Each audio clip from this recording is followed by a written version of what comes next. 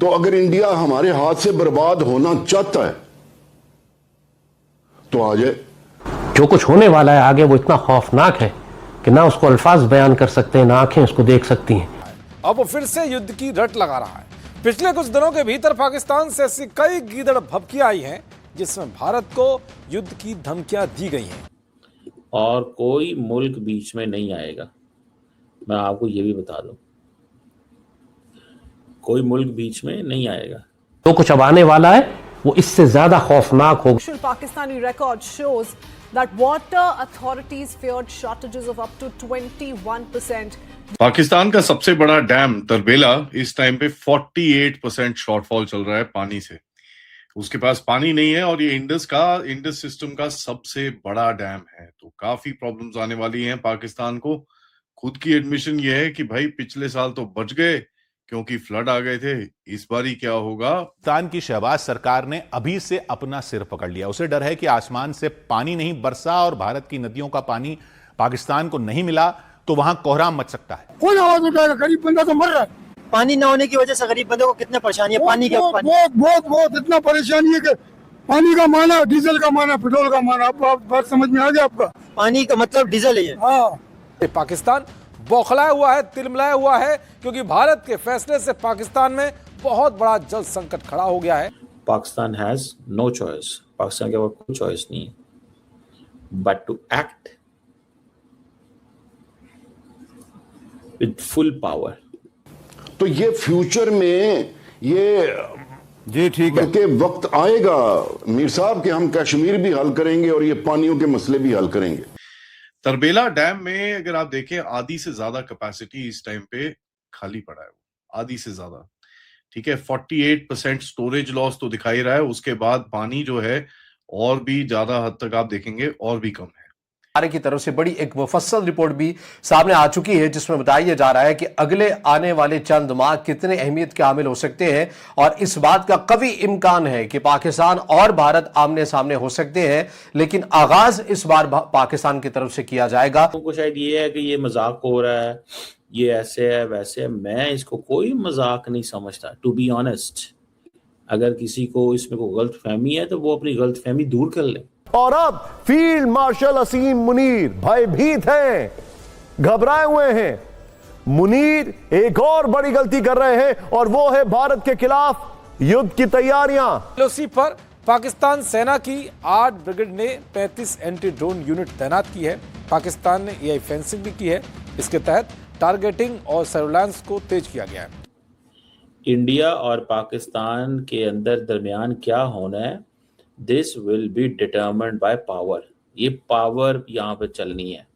2 साल तक पाकिस्तान के अंदर डैम नहीं बनेगा। ये मैं आपको हमने इंडिया का साथ लेना है। हम लेना वो डेफिनेटली, हमने डैम नहीं बनाना, ये आपको डेफिनेटली बात अपनी पक्की। कि पाकिस्तान के मिलिट्री के जो टॉप के लोग हैं वो ये बात पहले ऑन द रिकॉर्ड कह चुके हैं कि अगर कोई ऐसा स्ट्रक्चर बनाया गया जो कि पाकिस्तान के अवाम के इंटरेस्ट्स के खिलाफ है, कोई ऐसा स्ट्रक्चर खड़ा किया गया तो ये पूरी दुनिया जान ले, ये लिख के रख लें कि हम ऐसे स्ट्रक्चर पर एयर स्ट्राइक्स करेंगे। पाकिस्तान खुद को युद्ध के लिए नए सिरे से तैयार कर रहा है। रिपोर्ट्स के मुताबिक पाकिस्तान ने लाइन ऑफ कंट्रोल पर अपनी गतिविधियां बढ़ा दी हैं। पाकिस्तान अब सिर्फ पारंपरिक युद्ध नहीं बल्कि आधुनिक तकनीक से युद्ध की तैयारी में जुट गया है। पाकिस्तान के पास जो कुछ हुआ पाकिस्तान करेगा, जो इंडियंस के पास हुआ वो करेंगे। कि फील्ड मार्शल असीम मुनीर जंग की साजिश में जुट गए हैं। एलओसी पर 8 ब्रिगेड में 35 एंटी ड्रोन यूनिट तैनात हैं। इलेक्ट्रॉनिक वॉरफेयर और काउंटर ड्रोन ग्रिड भी तैयार कर ली गई है। अफगानिस्तान बॉर्डर से बटालियन एलओसी पर शिफ्ट कर दी गई है। 5 बटालियन रावलकोट, कोटली और बिम्बर में तैनात कर दी गई। पानी के लिए मारामारी हो सकती है। शब्द शब्द अनमोल परिंदे, शब्द शब्द अनमोल परिंदे, सुंदर बोली बोल परिंदे। 100 बात की एक बात कही रविंद्र प्रभात ने, छोटा मुंह मत बात बड़ी कर, खुल जाएगी पोल परिंदे। मिलते हैं कल, घड़ी जब इशारा करेगी 8 बजे रात का, वक्त फिर होगा 100 बात की एक बात का। पाकिस्तान ने तैयारियां तो मुकम्मल की हुई हैं, पाकिस्तान ने तैयारियां मुकम्मल की हुई हैं। किसी स्टेज पर अगर हमारा पानी रोका गया हिंदुस्तान ने, तो वो बहुत ही खतरनाक होगा, क्योंकि ये सिर्फ वन टाइम नहीं होता, ये लॉन्ग टर्म में हमारी जो डेवलपमेंट है, हमारी ग्रोथ है, एग्रीकल्चर है, इकोनॉमी है, बल्कि आने वाली नस्लें हैं, उनकी एक ग्रोथ या वेलबींग रुक जाती है।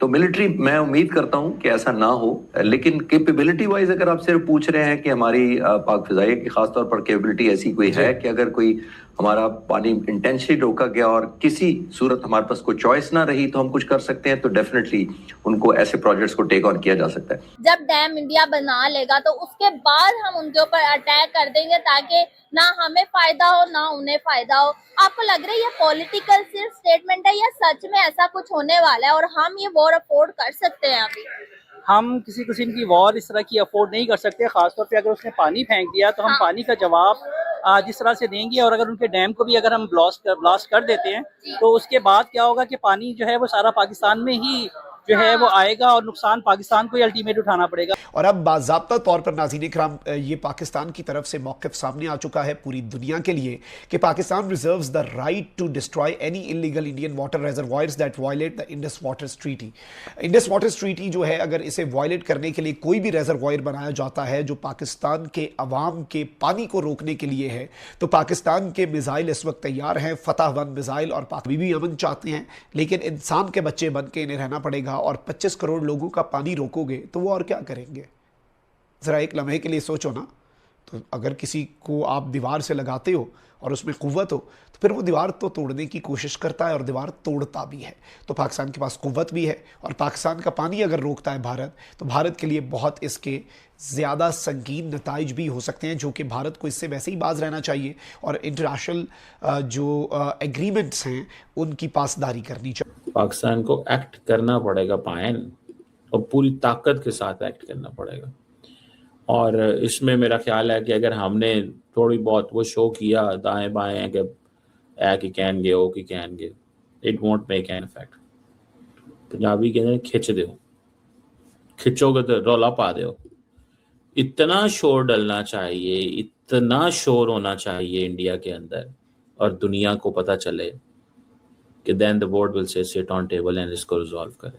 एंड इंडिया के पास कोई चॉइस नहीं, और इंडिया के अंदर भी लोग कहें कि ये गवर्नमेंट क्या कर रही है हमारी, वो कॉस्ट पे करनी पड़ेगी, पाकिस्तान को भी पे करनी पड़ेगी इसकी कॉस्ट, और इंडिया को भी पे करनी पड़ेगी।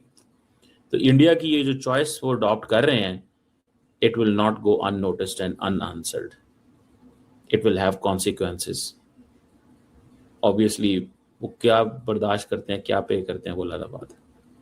जो बेवकूफी इन लोगों ने करी है, पहले तो भैया भारत से पंगा ले लिया वहां पर, वो सब तो पूरा अलग ही है। अभी इनके पास अपनी स्टोरेज कैपेसिटी अगर कच्चे के डिब्बे के अंदर जाने वाली है, जिसका कोई इजी सोल्यूशन नहीं है कि भैया एक ये हम खोल देते हैं, 5-6 महीने लगेंगे अगर if they even decide to do it today. दूसरा, इन्होंने सालों साल तक डीसिल्टिंग अपने डैम्स में नहीं करी है।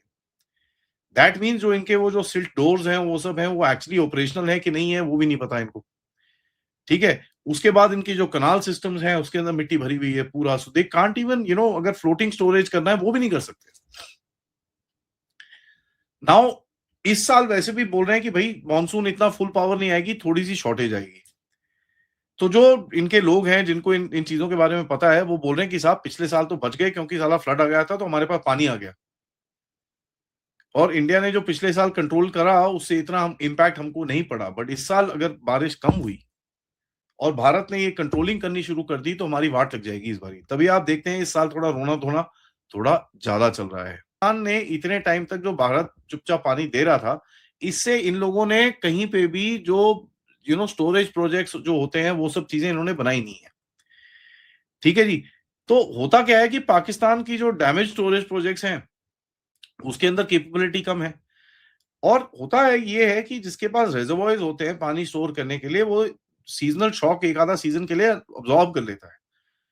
अब वो भी नहीं है इनके पास, तो वीक रिजर्वॉयर्स हैं, डैम के अंदर कैपेसिटी नहीं है, 20% ऑलरेडी पानी कम हो रखा है, और अब बोल रहे हैं कि भैया अगर फ्लड आ गए तो बच जाएंगे इस साल, नहीं तो कुछ नहीं होगा।